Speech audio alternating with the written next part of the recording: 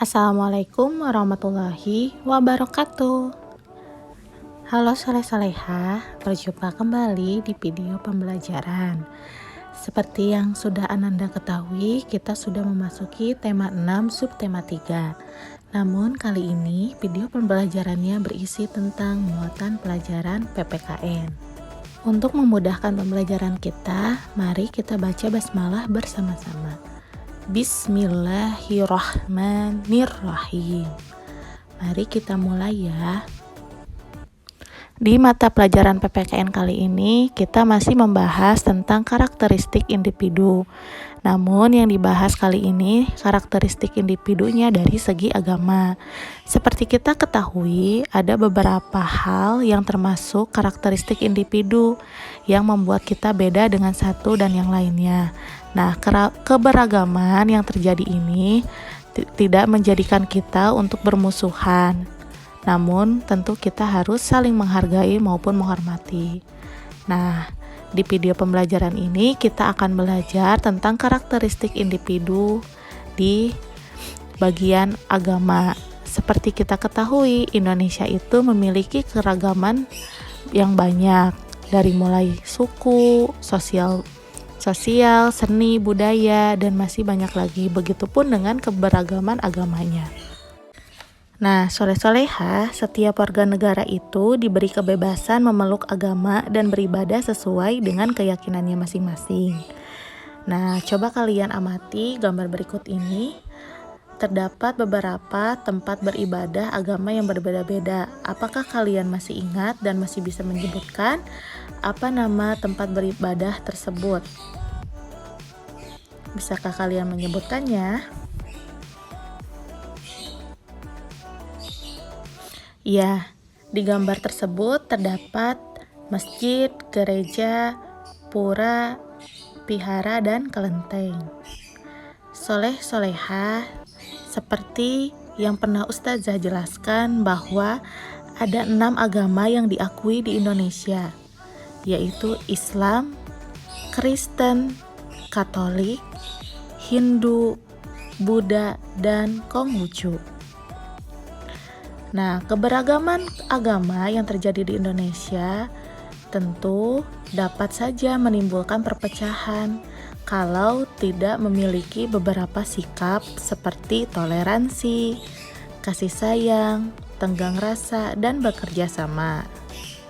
Maka dari itu, kerukunan umat beragama dapat terwujud dengan baik jika dalam kehidupan kita sehari-hari memiliki sikap yang tadi, yaitu toleransi, kasih sayang, tenggang rasa, dan bekerja sama.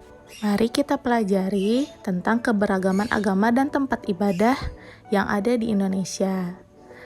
Karena kita sebagai muslim tentu tahu tempat ibadah kita adalah masjid. Sedangkan untuk tempat ibadah Kristen dan Katolik mempunyai tempat ibadah yang sama, yaitu gereja. Sedangkan untuk umat Hindu tempat ibadahnya adalah pura. Untuk umat Buddha adalah vihara, dan untuk umat Konghucu adalah kelenteng. Jadi, apa saja nih perilaku yang dapat dilakukan agar persatuan dan kesatuan antar umat itu tetap terjaga? Tentu kita harus saling menghormati, mau bermain dengan berbeda agama, tidak juga memaksakan agama kepada orang lain. Seperti tadi sebelumnya Ustazah sebutkan, yaitu toleransi, kasih sayang, tenggang rasa, dan bekerja sama. Setelah kita mengetahui agama beserta tempat ibadahnya, kita pun harus mengetahui hari besar keagamaannya. Ustazah yakin anak-anak sudah banyak yang tahu apa saja sih hari besar keagamaan sesuai agamanya yang terjadi di Indonesia. Biasanya kita bisa melihat di kalender, suka ada keterangan libur merah menandakan hari besar keagamaan, entah itu Islam, Kristen, Hindu, dan lain sebagainya. Nah, Ustazah akan ingatkan kembali hari besar keagamaan sesuai agamanya. Yang pertama, ada agama Islam. Tentu kita harus hafal ya, apa saja hari besar keagamaan umat Islam itu. Terdiri diantaranya Idul Fitri, Idul Adha, Tahun Baru Islam, Maulid Nabi, dan Isra Mi'raj. Jangan sampai kita tidak tahu hari besar keagamaan kita sendiri.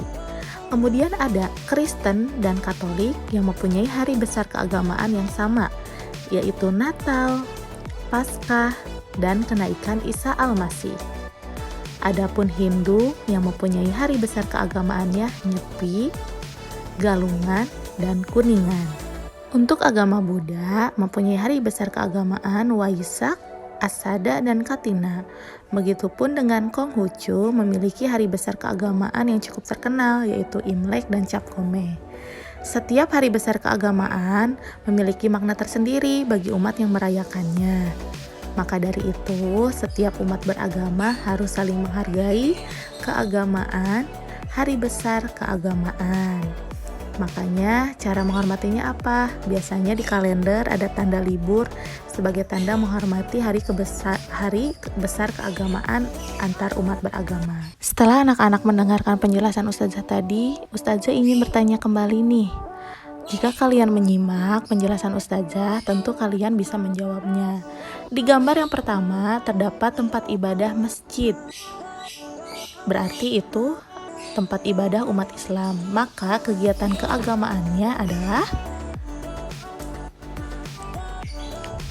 ya seperti tadi, Idul Fitri, Idul Adha, Tahun Baru Islam, dan lain sebagainya. Gambar yang kedua merupakan tempat ibadah umat Kristen dan Katolik. Apakah kalian masih ingat apa saja kegiatan keagamaan atau hari besar keagamaannya?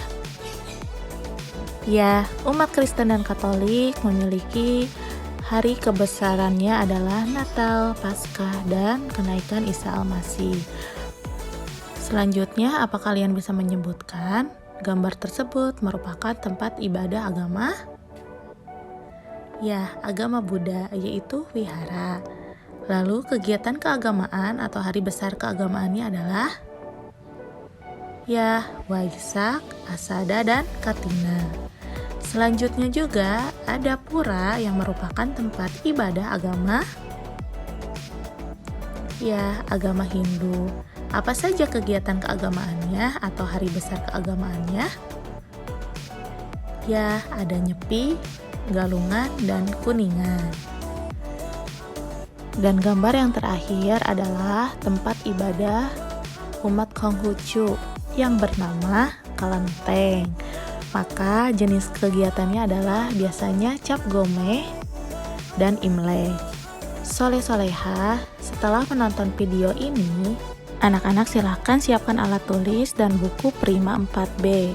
Dan dibuka halaman 4 dan 5, hanya latihan 4 dan latihan 5. Di sini anak-anak hanya perlu menarik garis untuk memasangkan keberagaman agama yang ada di Indonesia.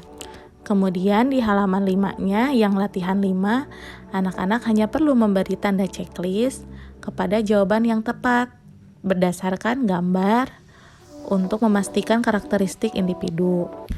Alhamdulillah, video pembelajaran PPKN di tema 6 subtema 3 ini sudah selesai. Mudah-mudahan apa yang Ustazah jelaskan dapat kalian pahami. Tetap semangat dan jaga kesehatan ya. Wassalamualaikum warahmatullahi wabarakatuh.